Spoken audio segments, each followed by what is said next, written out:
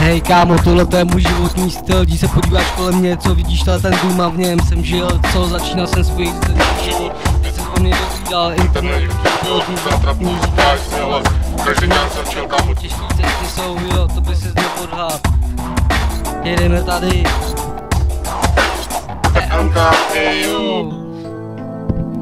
kámo, lesenský styl.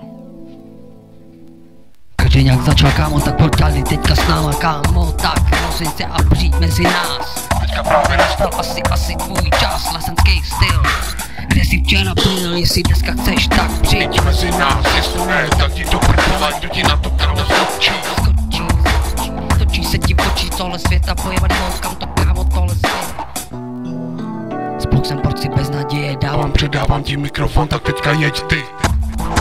Hej, tak jsem tady z posledních sil, když teďka jednou porozil, že 4 minuty zbývají, bude konec baterky, poslední písnička, jak zakopal, teď si to všichni přeberte, jak to chcete, mít co jsem jako vědomci, šampoňáci, co tancují, na dejte tvařecí, jo, z takových lidí je mi úplně špatně, kámo.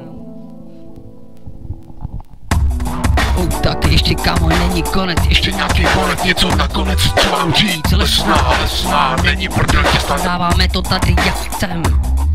Ej, tak 3, 4, 7, 0, 1, tak máme piči. Kámo, hasiči to tady teďka asi nedávají moc, ale držím palce, byl jsem tam taky. Tak kámo, nekradem, nejsme straky, dáváme si kámo to, co máme. Třeba vychutnáváme. Tak sobota je zase kámo, další víkend, řeší nás to tady Velikonoce. Máme piči, co se tady děje, nejsou Vánoce. Jaro, piči je z jich kolem nás, co se kam to kurva spěje. Mikrofon, dávám na něm